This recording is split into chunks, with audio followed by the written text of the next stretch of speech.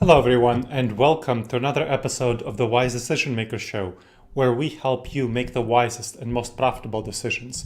And today we'll help you make the wisest and most profitable decisions about how do you manage hybrid teams and remote teams, specifically through performance evaluations. That's what we want to focus on. You want to make sure that your hybrid team members, that your remote team members are accountable, and it's challenging to do so through traditional performance evaluations. Why is that? Well, traditional performance evaluations, here's what happens. They're usually done annually, semi-annually, more rarely per quarter. And what they usually rely on is the supervisor's sense of how much time the supervisee, the employee, has spent working, has spent doing stuff. They're poorly suited for hybrid and remote work naturally because you see the supervisee much less. The supervisor does not observe the supervisee nearly as much. So it's much harder for the supervisor to say how much time the supervisee has spent working and how productive they were, what their accomplishments were. So the performance accountability metrics are really off, and they have been throughout the pandemic. This has been a real problem and a source of great anxiety for supervisors and supervisees alike, especially supervisors. So the supervisors have not been sure how to evaluate their supervisees. The supervisees don't think as much about supervision and evaluation, but the supervisors, the bosses, the leaders, they have had a lot of struggle with knowing how to evaluate their supervisees, their employees, their team members during this period of time. And now that we're moving into the future of work with hybrid work, with remote work, becoming the norm, becoming what will be the future going onward, long after the pandemic, this is the future of work, we need to really answer the question of how do you update the performance evaluation system for the future of work. And how you need to do that is to revise it, to really actually measure performance. Not measure time work, but measure performance in the form of accomplishments, in the form of deliverables, in the form of actually how productive each employee is in doing their individual tasks, so the individual things that they're assigned to work on, and the work that they're doing with team members, the collaborative tasks, cross-functional team projects in the same team, whatever. All of these things that they are working on in terms of collaborating with others also need to be measured and evaluated. You probably heard the phrase that what gets measured gets managed. Well, if you measure people's time spent working, that will be what gets managed. People will work a long time. But if you can't observe their time spent working, well, really, you're not going to be able to manage that, right? That's obvious. And honestly, do you really need them to be working, or do you need them to produce stuff? Do you need them to do deliverables, to get the accomplishments done? You need them to get the accomplishments done. You don't need them to actually just spend their time working. So the focus should be on deliverables, should be on accomplishments, however the employee gets them accomplished. So you as the supervisor need to be thinking about that. So what that involves, this transition to a supervision style of performance evaluation suitable for the future of work means many frequent evaluations that are much smaller than the annual or semi-annual review. So instead of that large annual review, do brief evaluations, ideally weekly or bi-weekly, or at the most, you want to do them no less than once a month. And that's for the most independent. So for my clients, when I'm working with clients, I've done that for researchers who spend their time researching. And because that's a very independent projects, that may be okay to do once a month, or kind of creative R&D folks, so researchers. But if you're going to do it for regular employees, or lots of various types of employees, from software programmers to administrative staff, once a week is great. Bi-weekly, if that depends on the amount of autonomy and how much independence and the length of their project tasks. But generally, weekly is what I recommend. And then occasional 360-degree evaluations, meaning giving the employee feedback from other employees on their team. But basically, the main way that you'll be evaluating them is once a week, brief evaluations. And that actually reduces the amount of time that supervisors spend on supervision, because those meetings with the employee take care of a lot of random conversations that you would have had with the employee anyway. So it's a much more effective way of collaborating with employees, supervising them, and having the supervisors spend their time more effectively with each employee. So that is what you want to be thinking about.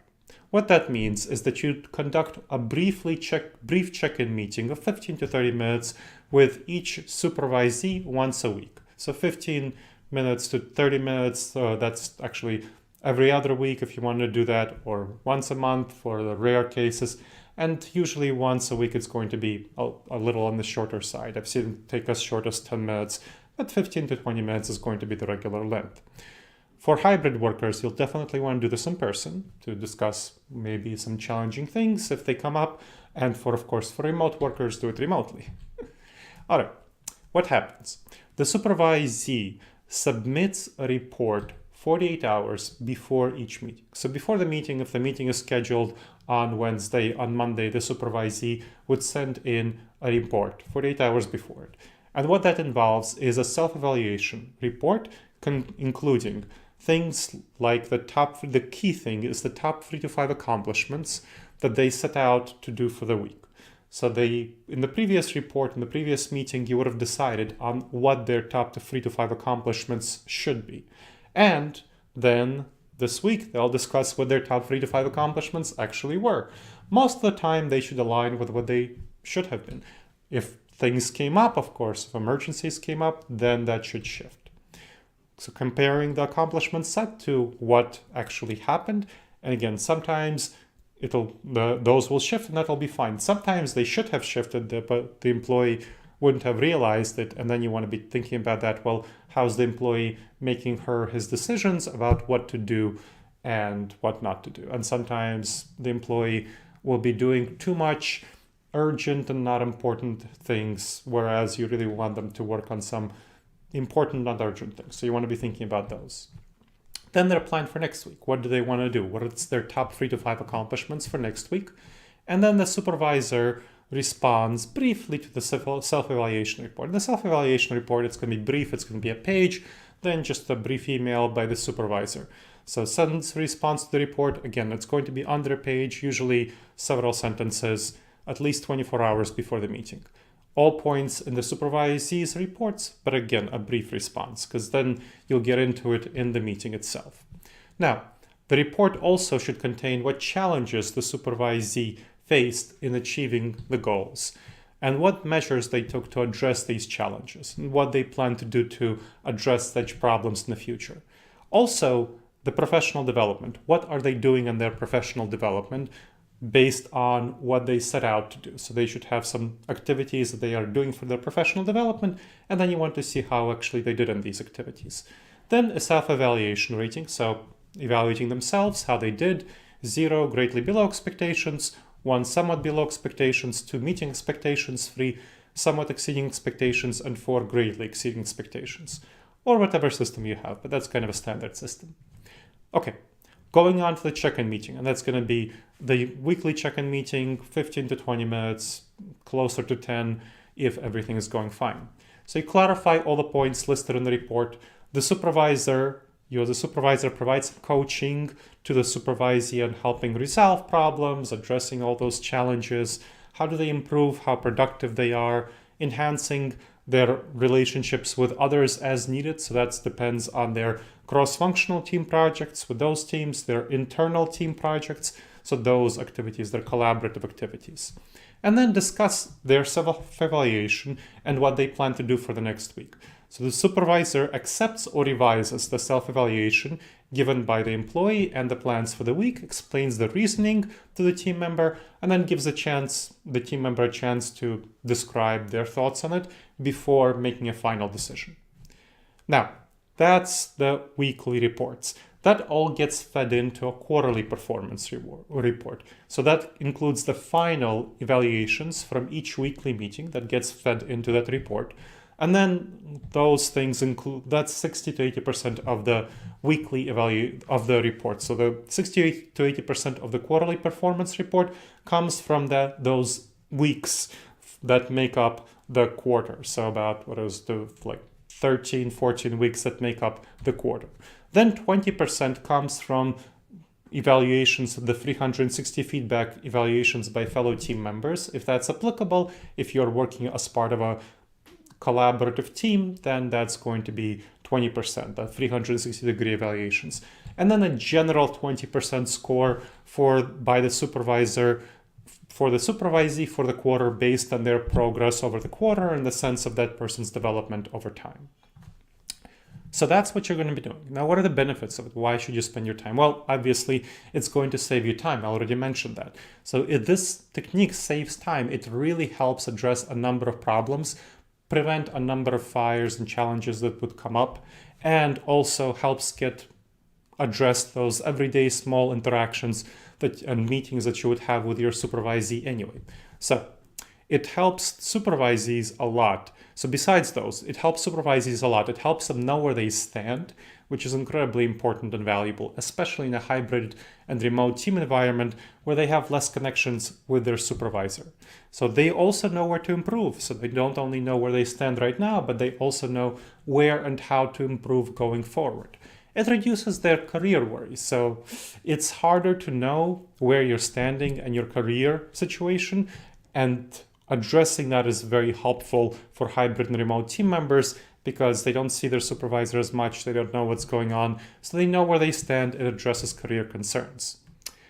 And especially for those people who tend to have more proximity to supervisors, there's more concern, by people who have less proximity. So let's say you're a hybrid team member, you come in once a week, and there are other people who come in 4 days a week, and you're kind of concerned about your career growth. This helps address that concern. For supervisors, it helps mitigate problems. I already mentioned that. That's a really critical area. It helps improve the relationship. So improve your relationship to that person. And that, of course, help that person be connected to the organizational culture. That is very helpful. But the main indicator of whether somebody is retained, so the retention, engagement, morale, is their connection, relationship to that supervisor. So it's going to be really important for you. So that's retention and morale. So those are the critical things you want to be thinking about for that performance evaluation. So this is the key, this revised performance evaluation that's going to be a fit for the future of work is how you want to manage hybrid and remote teams. All right, everyone. I hope you've valued and benefited from this episode of the Wise Decision Maker Show.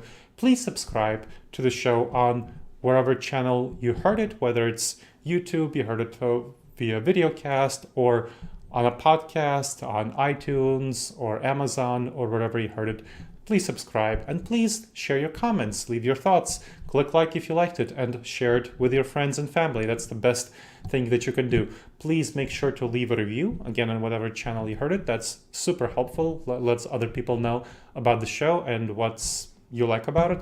And send me your thoughts about the show and any questions you might have to Gleb, Gleb, at disasteravoidanceexperts.com.